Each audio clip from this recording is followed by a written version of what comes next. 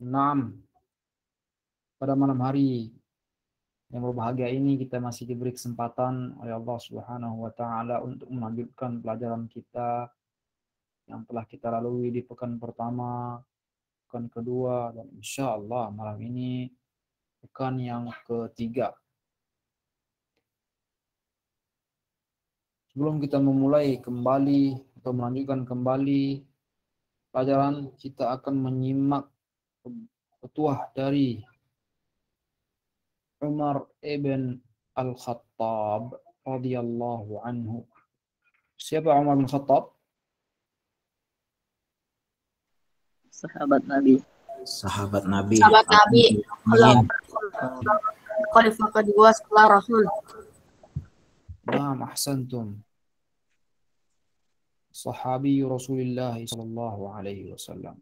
Beliau adalah salah seorang sahabat Nabi kita mulia alaihi salatu wassalam, dan juga khalifah yang kedua setelah Abu Bakar As-Siddiq.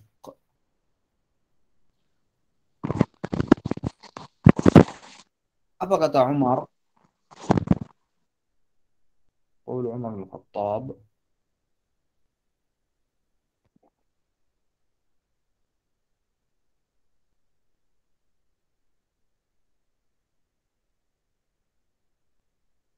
تعلموا العربية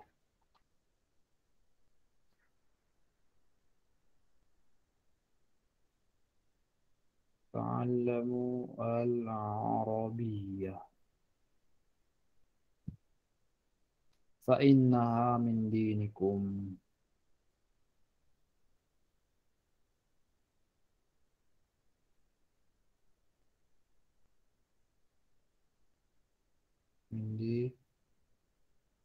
فإنها من دينكم.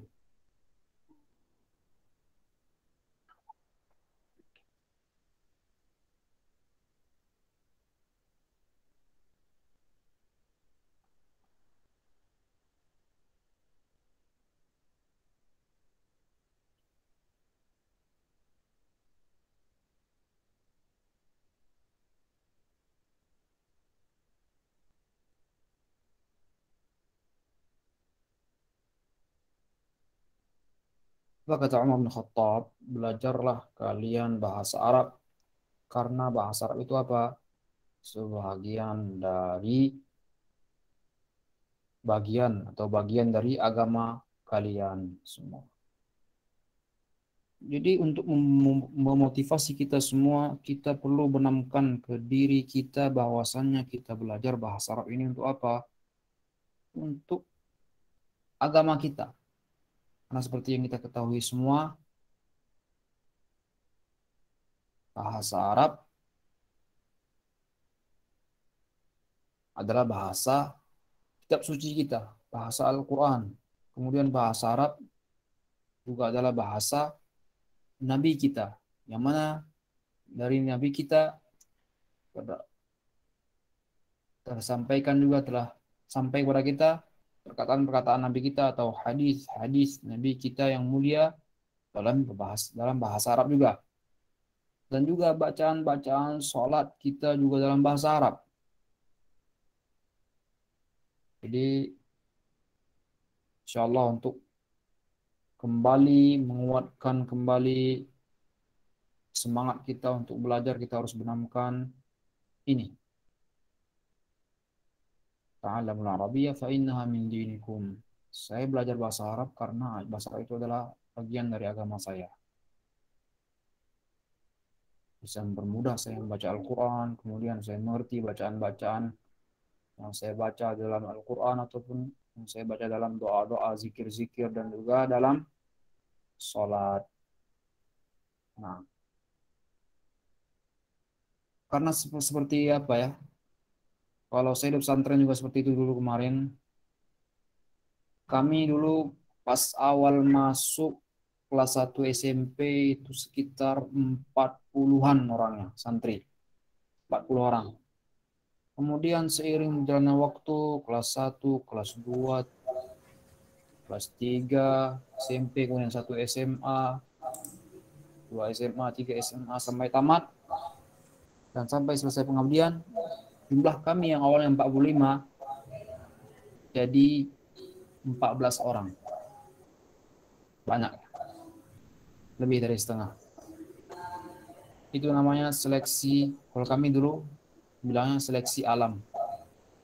Seleksi alam. Jadi insya Allah teman-teman semua di sini, selagi kita masih diberi kesempatan, kita harus bisa terus semangat untuk belajar bahasa Arab sampai khatam. Sampai bisa benar-benar bisa bahasa Arab dan sampai menghatamkan kitab Ushul Lughahnya. Jangan sampai kita sudah tidak semangat lagi atau sudah pekan ketiga atau sudah pekan keempat besok mulai ada saja halangan. Jangan sampai seperti itu ya. Kita tidak ingin ada di sini seperti terjadi di pesantren saya dulu. Seleksi alam namanya. Insya Allah teman-teman semua konsisten dan istiqomah dalam belajar bahasa Arab ini. Nah, mungkin itu dulu pembukaan di pekan yang ketiga ini karena kita sudah melewatkan 2 pekan ya. Kita butuh bensin untuk mengisi ulang semangat kita. Nah, kemarin kita sudah membaca yang ini. Terakhir ya. Percakapan antara Al-Mudarris dan juga Muhammad. Di pelajaran keberapa ini? Ar-Rabi'. Darsul Rabi' keempat. Pelajaran keempat. Insya Allah malam ini kita akan masuki pelajaran al-khamis. Ad-darsu al-khamis. Aina zahaba aliyun zahaba ila al-rihadi. Nah, tapi sebelumnya kita belum menyelesaikan latihan-latihan atau tamarin yang ada di Ad-dars ar-rabi'. Ad-dars ar-rabi'.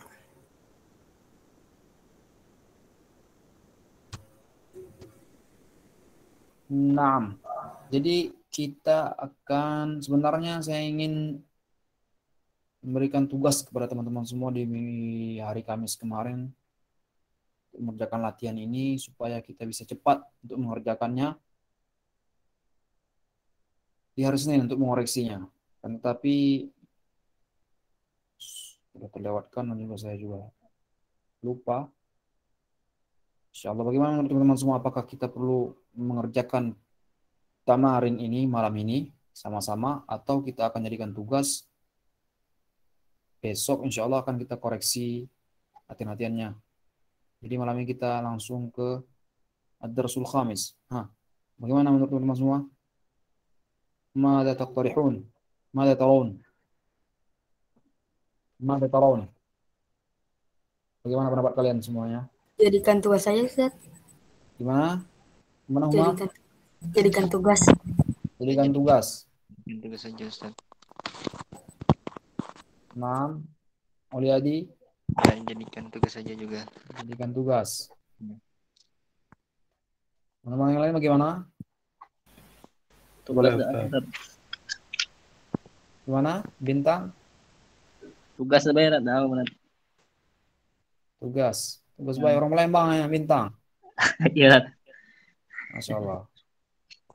Saya dulu tinggal di Lampung Utara, kecil, jadi tahu. Lampung Utara agak Palembang. Iya, logatnya tuh. Iya. Nama yang lain selain Asani, Fauzan, kemudian Medi, Muhammad Ardianto, Ahmad Fakhri, Rifaldo, Rizki, Amirul Majid, Suhairi.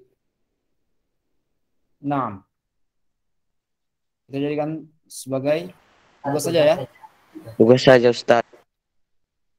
Nah, insya Allah besok malam kita akan koreksi biar lebih cepat mengerjakan latihan-latihannya. Nah, di pekan yang ketiga ini insya Allah dan di hari yang pertama di pekan ketiga kita akan belajar Ad-Darsu Al-Khamis, pelajaran yang kelima.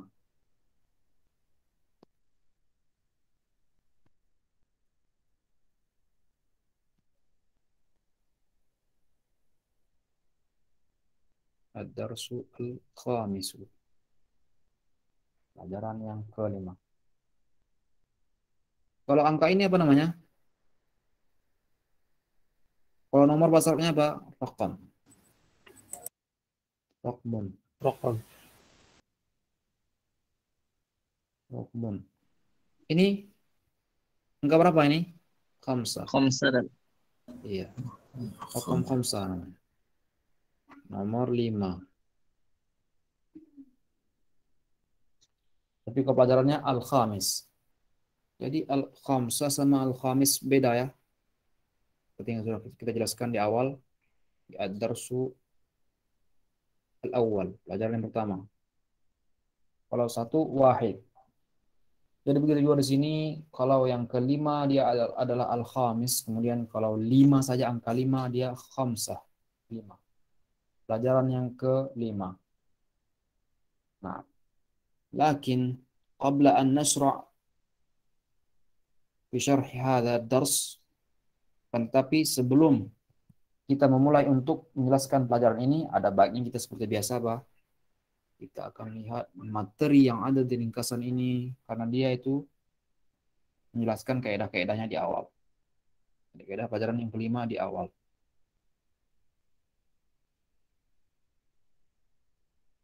Nah, tidak banyak ya, hanya 2 halaman saja.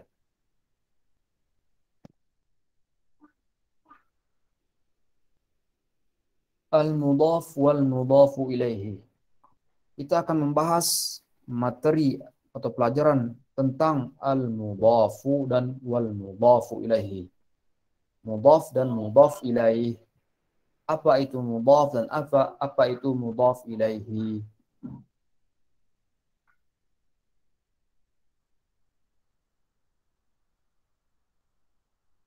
Nah, di sini ada tanda kuning katanya. Iya, saya jadi teringat pesan Ustaz Ahmad Ubaidillah. Kuning yang ini.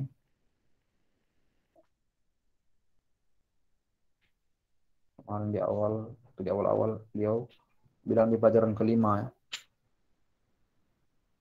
Harus pakai yang ini.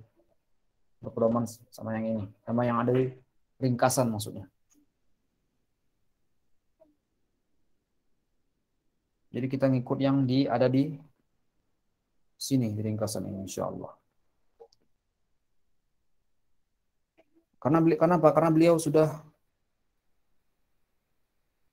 berpengalaman mengajar yang di dars kelima ke atas. Karena mungkin mendapati pesertanya seperti yang beliau bilang agak pusing. Para peserta semua setelah di pelajaran keempat atau di pelajaran kelima ke atas, karena itu dibolak-balik sama pengarang seluruhnya. Baik itu penggunaan kaidah-kaidahnya dan juga contoh-contohnya dan juga latihan-latihannya. Jadi di sini beliau sudah menyusun dengan rapi insyaallah dan juga dengan ringkas apa yang ada di kitab Durusul Lughat. Insyaallah kita masih sama seperti sebelumnya. Kita akan menjelaskan yang ada di ad-dars al-khamis yang ada di ringkasan ini. Kemudian kita akan coba lihat di latihan nanti bagaimana. Nah, seperti yang di sini, teman-teman lihat semua di sini ada latihan 2, 3, 6, dan 8. Jadi yang ini insya Allah kita akan lihat.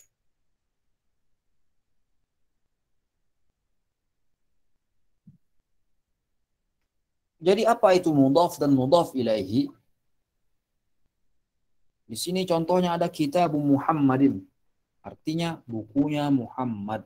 Bukunya Muhammad. Nya di sini itu seperti yang kita ketahui semua, bukunya. Artinya apa? Artinya kalau buku itu adalah miliknya Muhammad. Kemudian di sini kita lihat seperti yang teman-teman semua lihat di layar, kitabu mudhaf. Jadi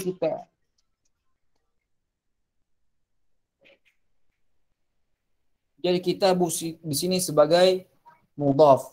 Nah, di sini ada arti mudhaf yang artinya apa? Yang bersandar atau yang dimiliki. Kemudian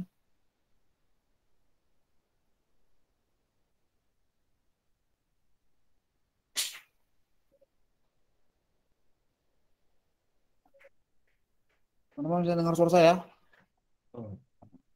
Masih Ustaz. Masih. Telepon WhatsApp. WhatsApp app. Mungkin saya close saja WhatsApp-nya.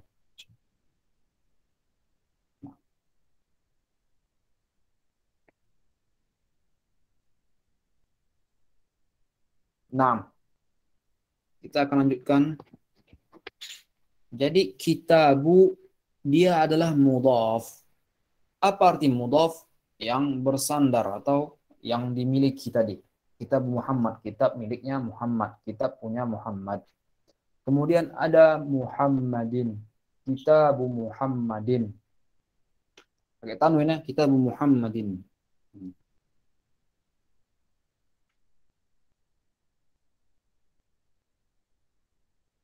Nanti juga kita akan lihat kalau dia ada yang pakai tanwin dan ada yang tidak. Kitab Muhammadin. Bukunya Muhammad. Nah, di sini juga dijelaskan kalau Muhammad itu namanya adalah mudhaf ilaihi. Mudhaf ilaihi. Sandaran atau si pemilik Kitab Muhammad. Jadi seperti yang kita jelaskan sebelumnya, kalau nya di sini artinya adalah milik, di sini juga ada milik. Jadi di antara makna mudhaf dan mudhaf ilaihi adalah artinya miliknya tadi milik. Bukunya Muhammad, yakni bukunya milik Muhammad.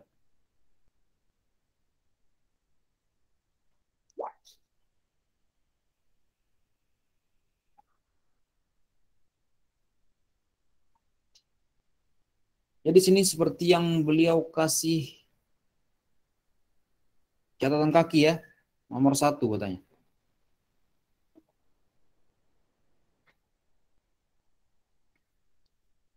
Arti sebenarnya secara bahasa yang disandarkan kami ubah untuk memudahkan pemula. Jadi itu menurut beliau artinya yang disederhanakan. Jadi kalau dalam mempelajari bahasa Arab kemudian di Indonesia kan itu mungkin perlu sedikit trik ya atau cara bagaimana caranya untuk memudahkan peserta atau memberikan pemahaman agar lebih mudah dipahami atau dicerna oleh yang ingin belajar bagi pemula. Kalau kami dulu belajar bahasa Arab di pesantren tidak seperti ini ya. Jadi tidak diterjemahkan apa itu mudhaf dan apa itu mudhaf ilaihi. Enggak ada terjemahannya artinya milik, enggak ada artinya apanya disandarkan atau jadi kami tahunya sudah seperti itu. Di ini mudhaf dan ini mudhaf ilaihi. Jadi langsung contoh seperti ini. Kitab Muhammad ini mudhaf dan ini mudhaf ilaihi. Nanti kita akan tahu sendiri maksud dari mudhaf dan mudhaf ilaihi itu apa. Seiring dengan kita akan banyak membaca tamrin, latihan-latihan dan yang membaca buku-buku atau mendengar percakapan orang Arab. Nah, jadi di sini bukan sebagai patokan teman-teman semua ya. Hanya sebagai untuk mempermudah memahami. Jadi mudhaf ilaihi atau mudhaf artinya yang bersandar. Kalau mudhaf ilaihi dia adalah sandaran dan kalau diartikan kitab Muhammad bukunya Muhammad, buku itu milik Muhammad atau buku ini milik Muhammad, buku tersebut milik Muhammad. Jadi fungsi dari mudhaf di sini adalah untuk menunjukkan kata kepemilikan. Nah, kemudian kita akan lihat lagi keterangan setelahnya cara membuat mudhaf dan mudhaf ilaihi.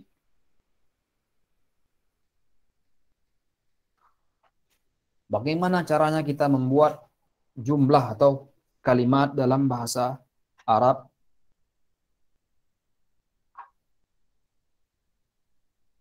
Yang ada apanya? Yang ada mudhaf dan mudhaf ilaihinya.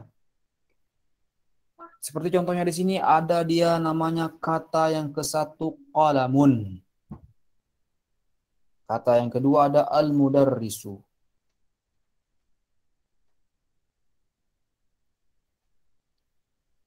Jadi kita akan sandarkan yang ini ke sini. Qalam ke al-mudarris, penanya guru. Jadi kita sandarkan kata yang ke satu kepada kata yang kedua, maka menjadi seperti yang teman-teman lihat semua, seperti ini. Qalamul mudarrisi.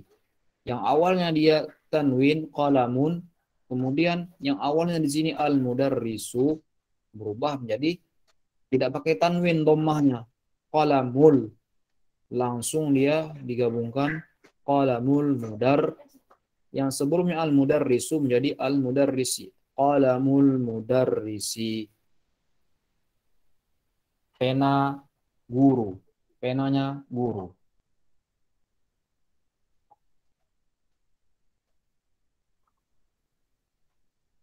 Naam.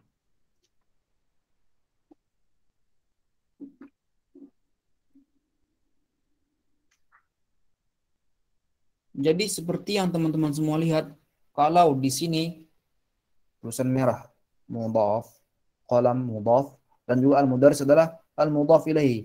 Jadi kata yang pertama qalam, setiap kata yang pertama itu dinamakan dengan mudhaf yang di awal. Yang ini yang pertama ya.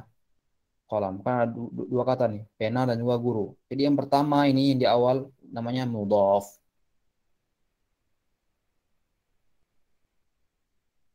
Kemudian yang kedua al-mudarris, kata yang kedua dia namanya mudhaf ilaihi. Yang kedua, mudhaf ilaihi. Yang pertama, ini yang kedua.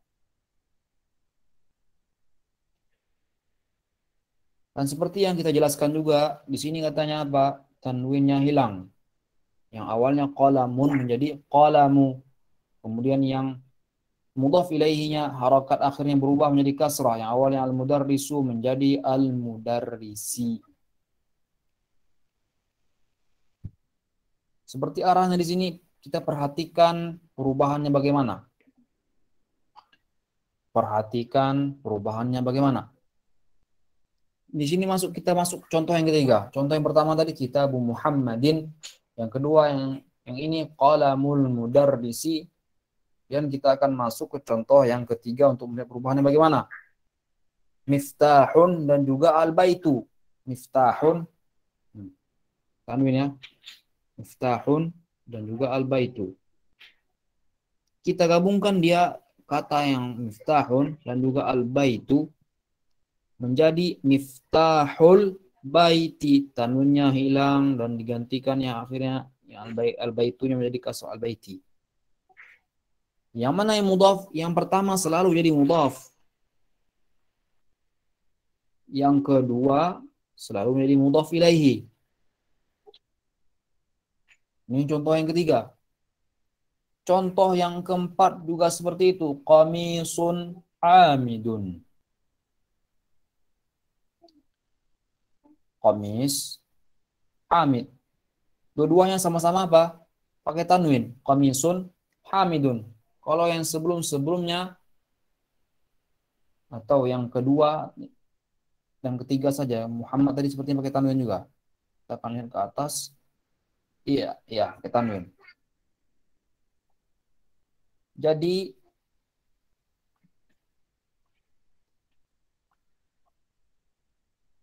di contoh yang keempat ini sama dengan yang pertama tadi.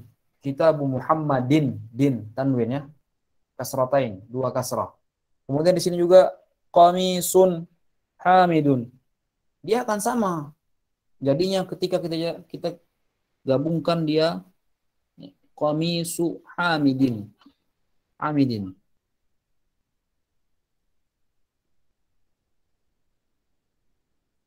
Ini hamidin. Qamisu hamidin. Kalau yang pertama Kitabu Muhammadin. Kenapa dia tidak pakai alif lam al-hamidi ataupun al-muhammadi, ataupun kenapa dia harus pakai tanwin. Tidak seperti contoh yang kedua dan ketiga. Qalamul mudarrisi, miftahul baiti. Adapun yang pertama sama semuanya. Tidak ada tanwin, tanwinnya hilang. Yang pertama yang mana yang saya maksud yang pertama yang ini. Yang mudhafnya. Tanwinnya hilang semua. Baik yang contoh 1, 2, 3 dan 4 tanwinnya hilang semuanya.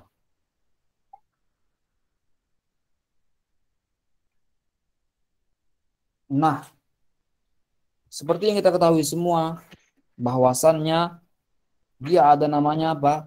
Ma'rifah dan juga nakirah di pelajaran yang sebelumnya. Ma'rifah dan nakirah. Nah, seperti pertanyaan siapa yang kemarin lupa saya namanya. Yang ada yang bertanya para seorang peserta di sini teman-teman. Ada yang bertanya kenapa Khalidun ya, Khalidun. Tidak pakai al-Khalidu, tidak pakai alif lam. Kita jawab kemarin karena Khalid itu dia tidak butuh alif lam karena sudah diketahui siapa orangnya, Khalid orangnya. Begitu juga kan Muhammadun dan juga Hamidun di sini. Jadi dia tidak diperlukan alif lam untuk berubah menjadi mudhaf ilaihinya. Cukup dengan tanwin saja.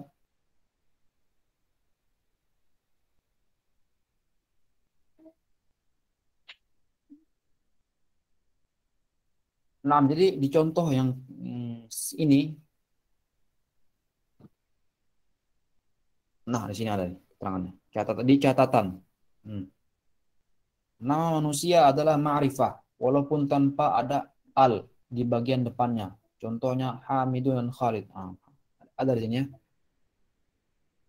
Kira tidak ada tadi. Nih. Jadi Hamid, Muhammad tidak perlu ditambah dengan alif lam karena kita sudah tahu orangnya apa, orangnya siapa. Seperti kita ketahui semua, kalau ma'rifah itu kita butuh untuk mengetahui siapa sebenarnya atau apa dia sebenarnya. Seperti baitun, rumah siapa dia, atau masjidun, masjid apa namanya. Makanya perlu dikasih alif lam, al masjidu atau al baitu, rumah tersebut, masjid tersebut. Jadi kalau nama orang dia tidak perlu dikasih atau ditambah dengan alif lam karena pada dasarnya nama orang atau nama manusia itu adalah sudah ma'rifah, sudah diketahui. Kita tidak bingung lagi untuk yang mana, Khalid yang mana, atau Hamid yang mana, atau Muhammad yang mana, kecuali ada beberapa orang kenalan kita saat itu ada yang namanya Muhammad atau 2 orang, atau ada yang namanya Khalid ada 3 orang. Tetap saja tidak ditambah dengan alif lam. Walaupun seperti itu. Kenapa? Karena tidak bisa ditambah dengan alif lam nama orang, nama manusia. Jadi yang kita tambahkan itu adalah apa? Nama ujungnya, julukannya, marganya, kebiasaannya. Nah, seperti itu. Jadi di situ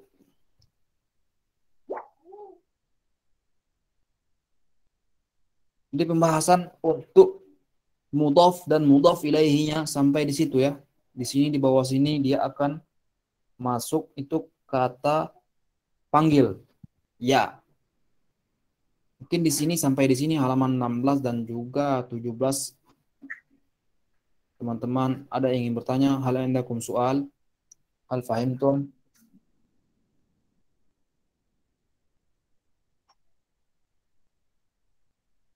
Afwan ya Ustaz. Naam, tafadhal ya Hilal. Ana baru bergabung. Boleh diulang apa itu mudhaf sama mudhaf ilaih tadi Ustaz? Naam. Mudhaf dan mudhaf ilaihi dia adalah ini. Yang bersandar. Kalau mudhaf dia yang bersandar artinya. Adapun Muhammad mudhaf ilaihi atau sandaran. Kenapa seperti itu? Kita akan lihat contoh yang ini. Kitabu Muhammad, bukunya Muhammad. Jadi kitabu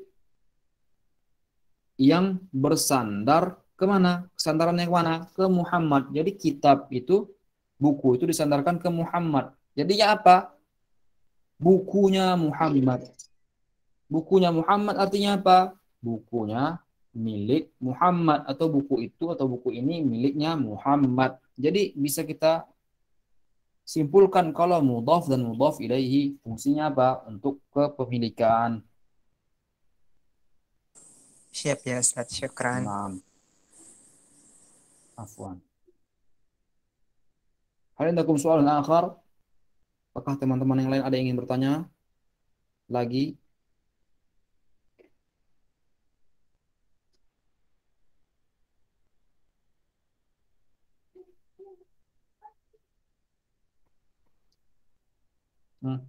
Ada yang WA saya, maaf Ustaz, tiba-tiba tadi layar blank.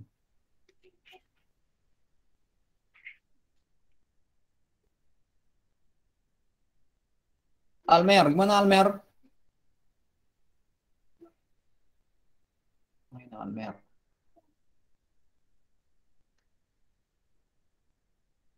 Almer Bima. Tasma'uni?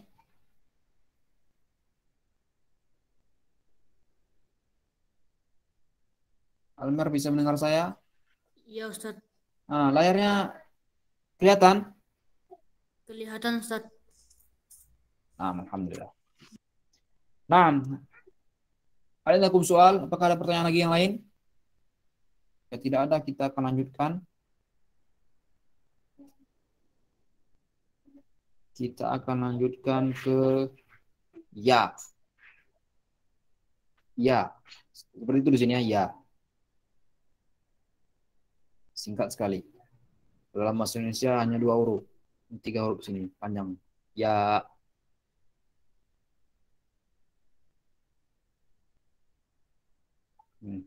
Ya. Artinya wahai atau hai. Hey. Sama semuanya. Apa saja. Jelas seperti ini. Wahai, hey, oi, hey. Tergantung daerah masing-masing yang biasanya manggil orang bagaimana. Kalau di Arab itu biasanya pakai ya. Ya Muhammad. Untuk kata panggil. Dalam Al-Quran juga banyak ya. Ya ayyuhalladzina amanu, ya ayyuhan nas. Wahai orang-orang yang beriman, wahai para manusia semuanya. Kata panggil ya. Jadi ya itu adalah wahai artinya. Fungsinya untuk apa? Untuk memanggil. Jadi, karena dia adalah kata panggil, tentu ada orang atau kata setelah ya ini. Siapa yang kita panggil sekarang ini? Nih. Wahai Fulan, wahai Muhammad, wahai Khalid. Jadi gitu. Jadi di kaidah di sini katanya apa? Efek dari penggunaan kata ya setelah dimasuki kata ya atau sebelum nama orang tadi ada terdapat kata ya, maka tanwin yang ada di nama orang tersebut jadi hilang. Nih. Jadi teman-teman lihat semua nih. Khalidun, Khalidu, Ustadun, Ustadu. Jadi dalam hadis Nabi juga banyak tuh. Ya Rasulullah, ya Rasulullah.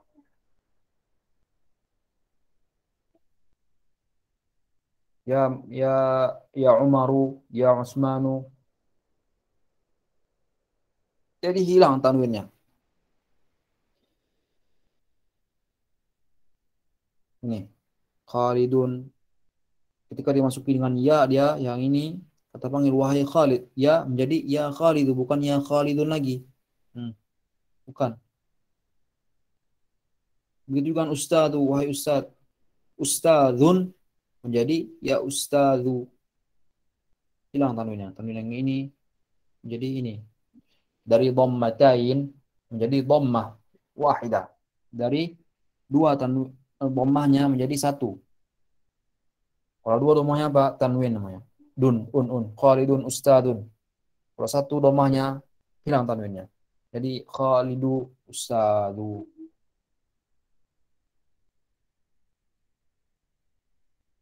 Naam.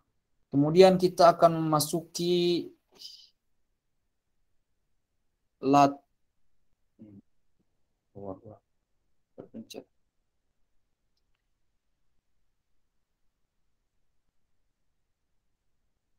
Setelah ya, kita akan masuk ke hamzah wasal. Nah, sebelum kita akan lanjutkan, saya ingin menjelaskan dulu yang ini ya. Ya tadi itu.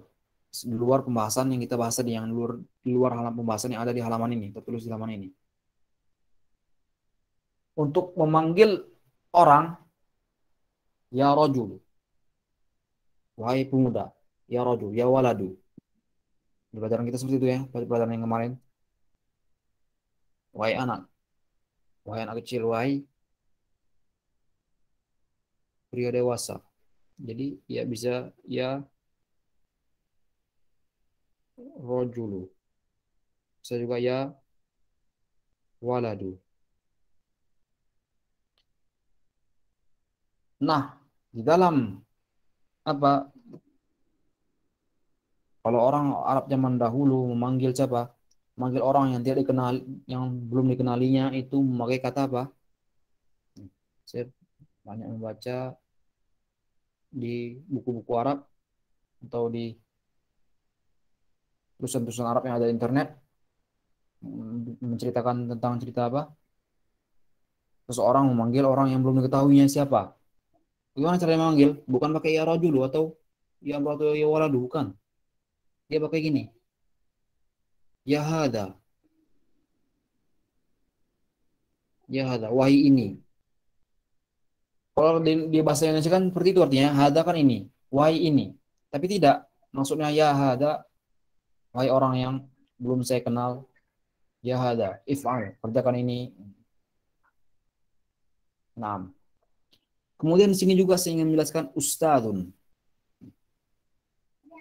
Sepertinya kalimat ustad atau kata ustad di mufradat atau di kosakata yang pernah kita pelajari sepertinya belum ada yang ustadun ya, baru yang ada apa? Mudarrisun.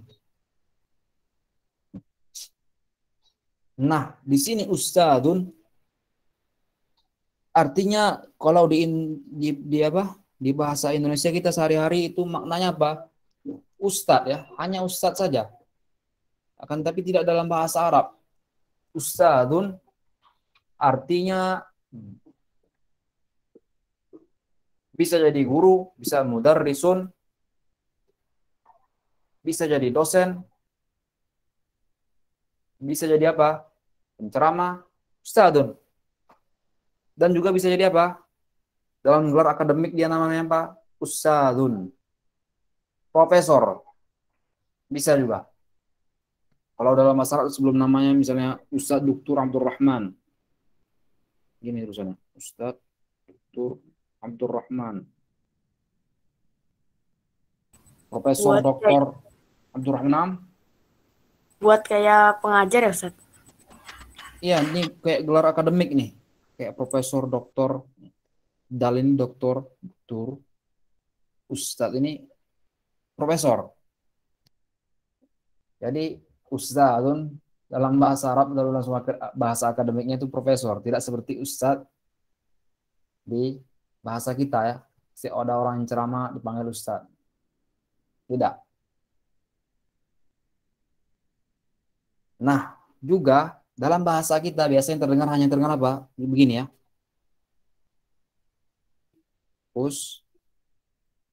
Ustad. Kan begitu, pakai D ya. Ustad. Aslinya apa? Dia pakai dal. Ustad. Ustad. Pakai dal ini. Tapi ada juga yang pakainya Z. Ustaz. Iya. Ada yang pakai Z. Ustaz. Zai. Atau pakai gini. Ganti Z atau maaf.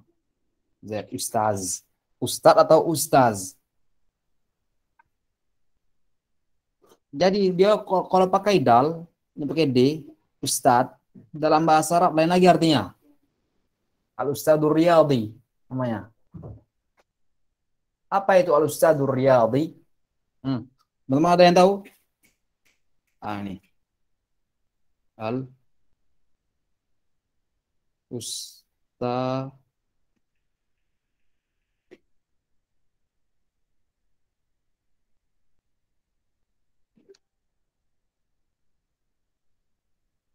Tidak pakai apa ya, pakai dal ya.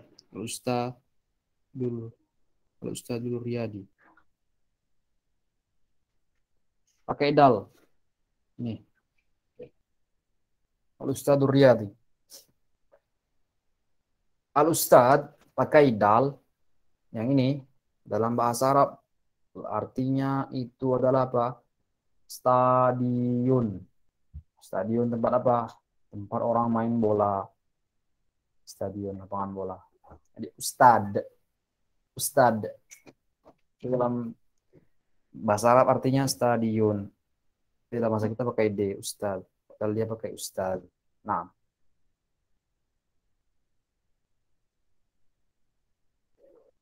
kita akan lanjutkan latihan 9 hamzah wasal. Materi yang berikutnya. Hamzah wasal. Apa itu hamzah wasal? Ini. Ini.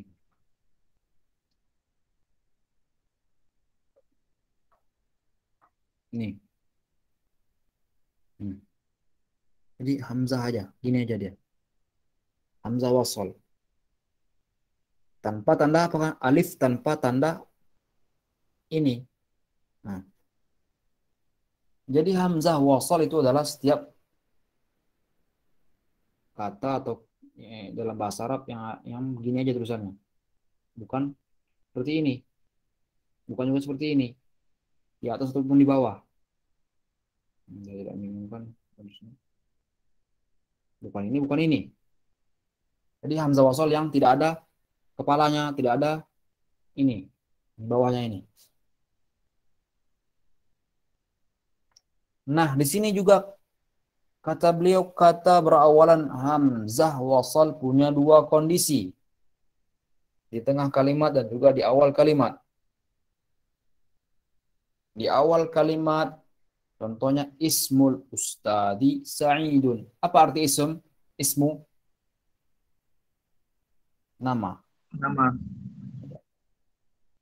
Nama ustad ini Sa'id. Kemudian di tengah kalimat, yang mana pakai waw dia di tengah kalimat. Enggak langsung di awal kalimat ya. Waw. Wasmul waladi Yasirun. Nah, fungsinya apa di sini kita sudah lihat. Jadi teman-teman lihat semua di sini diberi tanda warna kuning ya. Hamzahnya ini. Ismu dan ismu.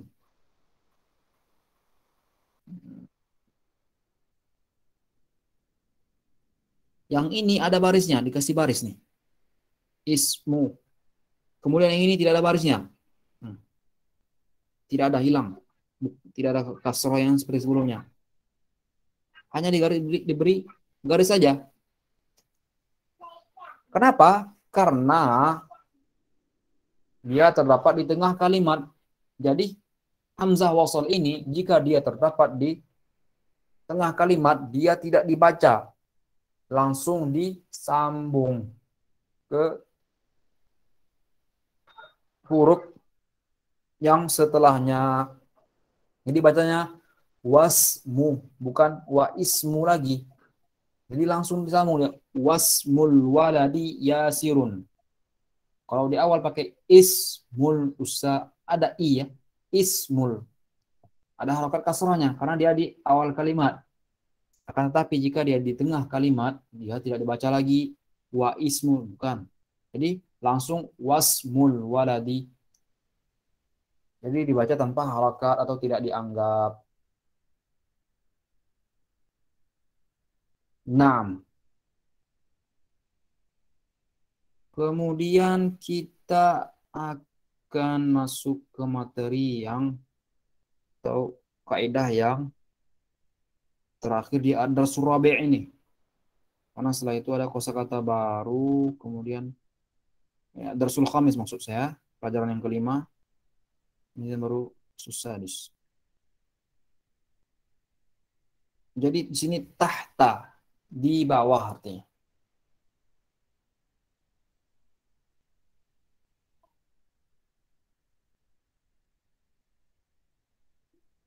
Jadi setelah dan sebelum ada kata tahta dalam kalimat tersebut, dia akan berbeda.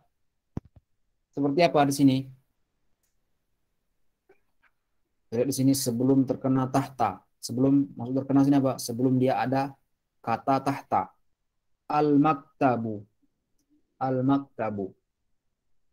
Kemudian dia setelah dimasuki kata tahta, tahtal maktabi. Berubah jadi al-maktabi. Yang sebelumnya al-maktabu. Jadi kalau teman-teman ingat di pelajaran sebelumnya kita pernah belajar namanya huruful jar. Min ala. Terus juga apa? Min ala ada 4.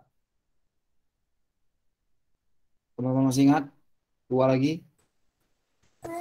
Bi, Ila. Nah, di dan juga ila. Seperti yang sudah kita pelajari, kalau fungsi huruf jar, dia adalah untuk menjadikan kata yang dimasukinya itu menjadi kasrah. Misalnya, alal maktabi, atau minal maktabi, atau fil maktabi.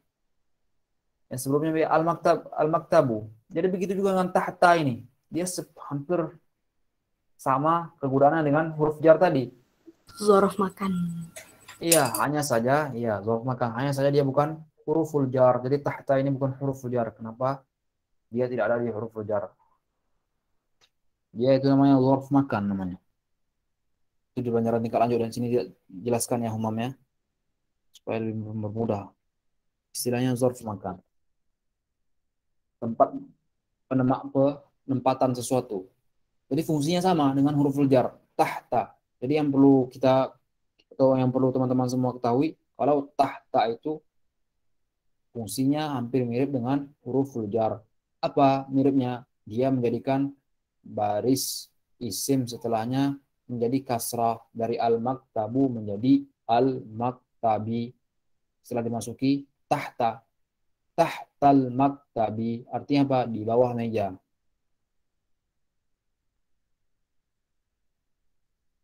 Naam. Jadi di sini seperti materi yang pertama kita jelaskan tadi, kalau tahta di sini berfungsi sebagai mudhaf dan al-maktabi sebagai mudhaf ilaihi.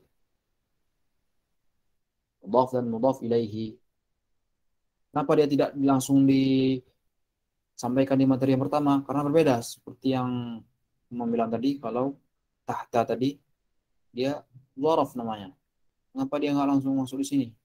Di contoh yang pertama. Karena bertahap deh ya. Nggak bisa langsung dijelaskan dari kita satu. Makanya tadi mudhaf dan mudhaf ilaihi artinya di sini yang bersandar dan sandaran itu hanya biar apa memudahkan untuk para pemula yang ingin belajar bahasa Arab. Tapi arti yang sebenarnya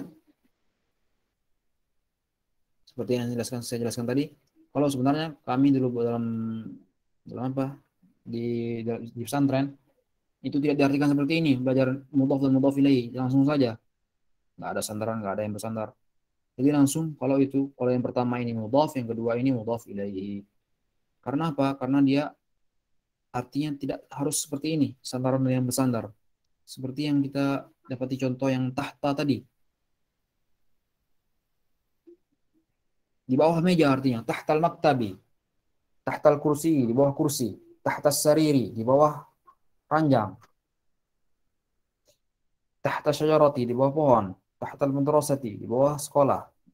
Nah, jadi tahta di sini berfungsi sebagai mudhaf dan al-maktabi menjadi mudhaf ilaihi, berubah harakat menjadi kasrah yang sebelumnya dhammah. Nah,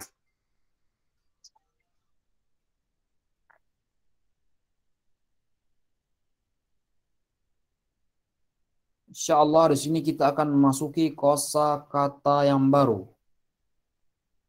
Kosakata yang baru. Apa saja kosakata yang baru? Di sini katanya ada huna dan juga hunaka. Huna dan hunaka.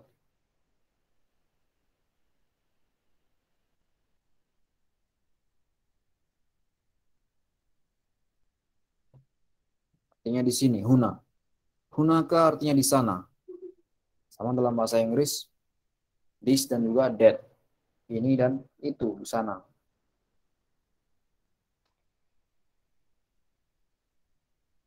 Naam.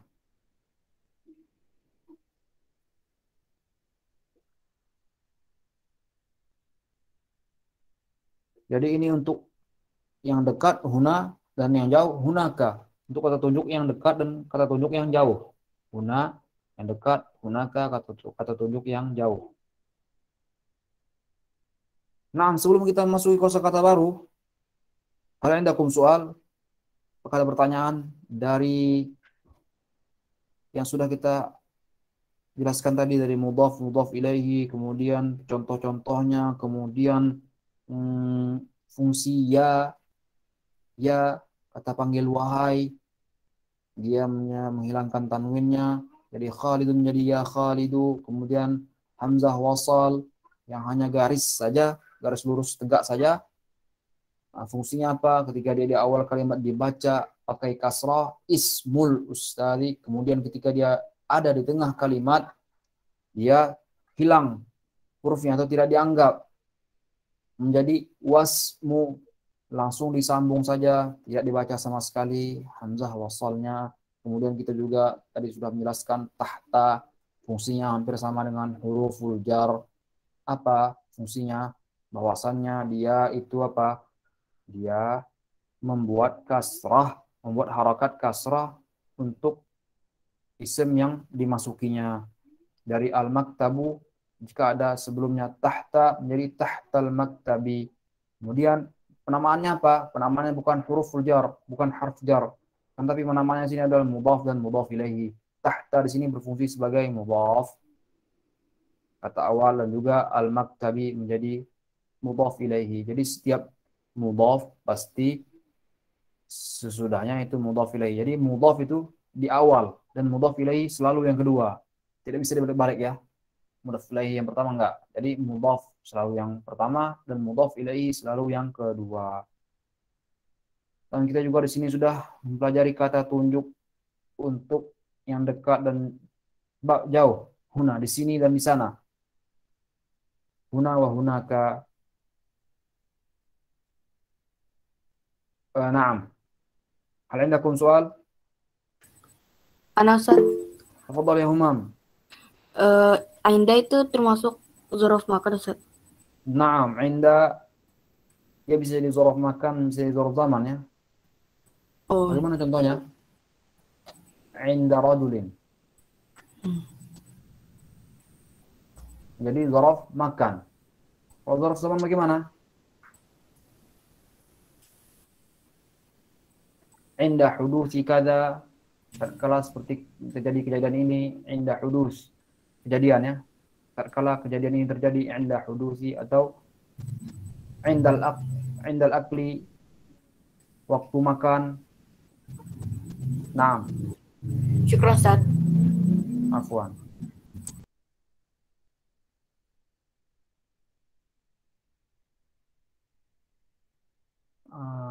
Nah, ada yang ke tangan.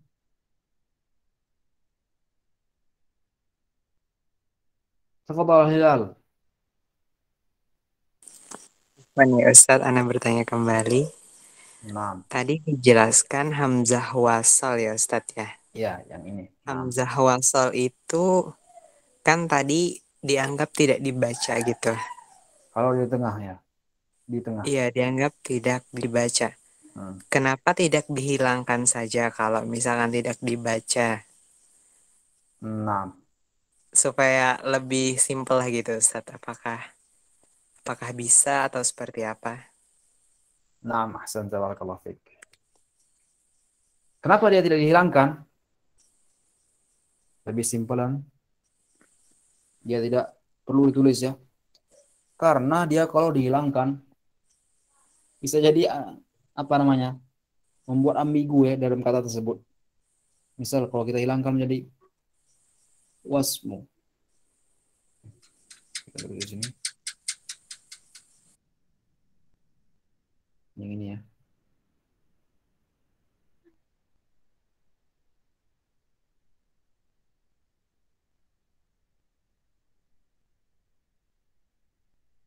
Jadi kalau kita hilangkan di sini rasanya aneh gitu. Dan juga dia bisa menjadi ambigu, maksud saya tadi bisa dia mengarahkan ke makna atau arti yang lain atau maksud yang lain. Karena misalnya contohnya saya seperti isim ini wasmu. Kalau tidak salah saya wasmun ini ada arti tersendiri dalam bahasa Arab ya. Bukan nama artinya lagi. Wasmun. Seperti kayak wasam, apa namanya? Jelas dia ada kata yang lain. Jadi kenapa dia tidak dihilangkan? Karena dia bisa membuat kita tidak bisa membedakan ini maksudnya nama kah atau kosakata yang lain. Kan gitu. Yang pertama, kenapa dia tidak dihilangkan. Kemudian juga dalam Al-Quran juga sebagian besar tidak dihilangkan. Seperti ini. If'alu, if'al, atau kata kerja yang pakai hamzah wasal. Ini.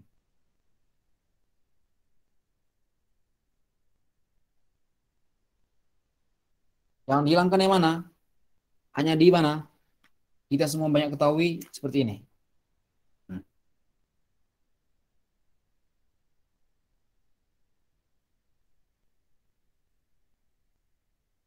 Apa ini?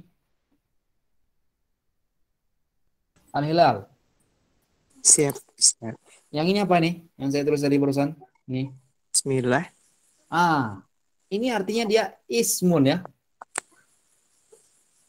Hamzah wasal. Jadi di sini ada hamzah wasal. Bi ismillah. Seharusnya seperti ini ya. Bi ismillah. Ada alif atau ada hamzahnya sini. Hamzah wasal. Nah, di urusan bismillah dia tidak pakai itu. Kenapa tidak pakai itu? Karena seperti yang kita jelaskan sebelumnya, kalau dia bisa merubah atau maknanya bisa menjadi lain seperti ini. Kalau dia pakai ini, panjang bismillah basim. Ini kalau tidak salah saya ada arti yang lain juga, basim. Ini seperti ambigu, basim. Itu yang pertama. Kedua tadi kalau dalam Al-Quran dia ada namanya itu Rasmul Utsmani, penulisan Mushaf Utsmani. Jadi baku dia, metode Utsmani. Jadi Al-Quran itu dia sudah pakai metode yang baku yang tersendiri, yang terkadang dia tidak serupa dengan yang ada dalam bahasa Arab. Maksud saya bahasa Arab ini penulisan kata di luar Quran. Contohnya seperti yang biasanya banyak ditemui itu yang seperti ini tadi. If'al. Faf'alu ma syi'tum. If'alu atau seperti itu. Jadi saya sering mendengar saya terkadang salah bacanya. Rasmul Utsmani ini. Jadi if'al ini karena tidak ada barisnya bisa dibaca u, i, a, uf'ul atau if'al atau af'al. Padahal asli sebenarnya apa? Dia hamzah wasal. Perlu kasih baris pakai kasrah, if'al. Jadi seperti itu materi penulisan dalam Al-Quran khusus ya. Jadi kita dalam baca, terkadang kalau kita baca Al-Quran yang Rasmul Utsmani, cetakan Quran cetakan dari Madinah sana, itu dia pakai Rasmul Utsmani, kita perlu sedikit mengetahui tentang kaidah-kaidah ilmu bahasa Arab agar kita tidak salah dalam membaca Al-Quran. Jadi beda dia dengan tulisan-tulisan Al-Quran yang versi Indonesianya, cetakan-cetakan Indonesia. Itu jelaskan kalau di Indonesia dibuat harokatnya. Kalau di Rasmul Utsmani dia cetakan Madinah tidak ada harokat sama sekali. Jadi bisa dibaca menjadi sebagian orang salah membacanya menjadi uf'ul atau af'al. Nah, mungkin itu Al-Hilal. Oh, berarti itu sebagai pembeda ya Ustadz Ya, ya. sebagai pembeda. Saya ada baca hamzah wasal itu fungsinya selain menjadi pembeda, apakah ada yang lain gitu fungsinya Ustaz? Mungkin ada yang lain, cuman untuk saat ini itu dulu yang saya ingat. Oh iya, siap Nah, Ustaz. nah, Syukran jazakallah khair. afwan. Waalaikumsalam. Karena tidak terasa ya langsung 9:09.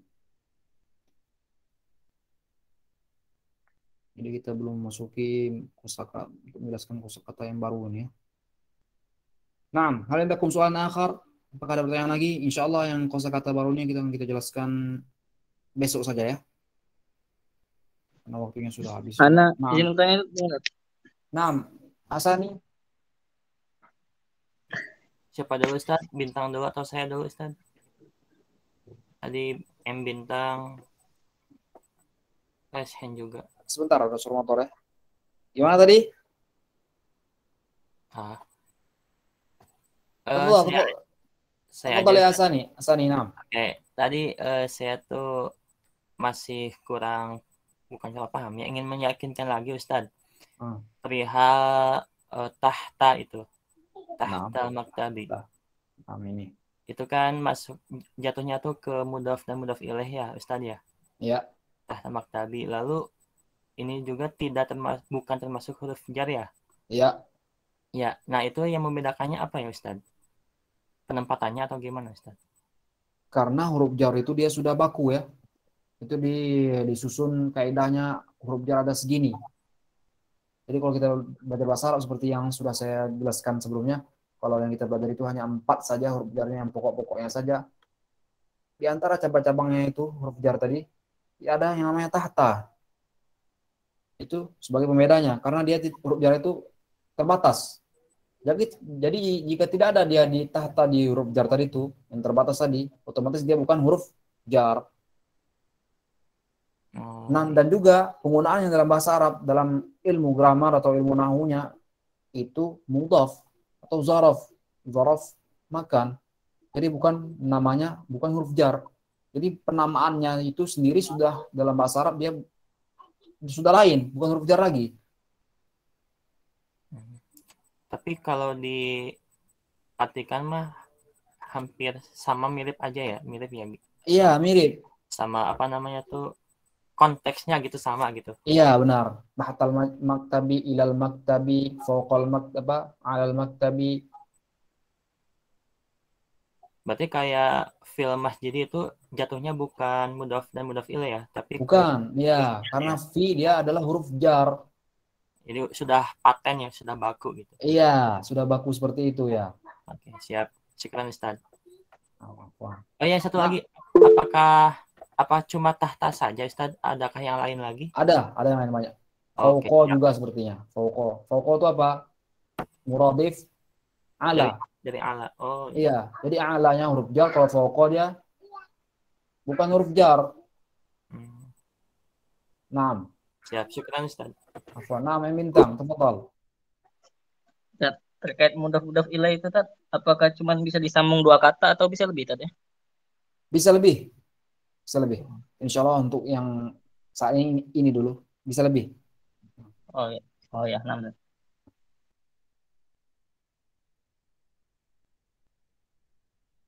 6. Kita akan berjumpa lagi insya Allah besok malam. Dan untuk malam ini kita cukupkan dulu sampai di sini. Sallallahu alaihi Muhammad. Kita tutup dengan doa kafaratul majlis. Subhanakallahumma wa bihamdika asyhadu an la ilaha illa anta astaghfiruka wa atubu ilaik. Assalamualaikum warahmatullahi wabarakatuh. Waalaikumsalam warahmatullahi wabarakatuh. Waalaikumsalam.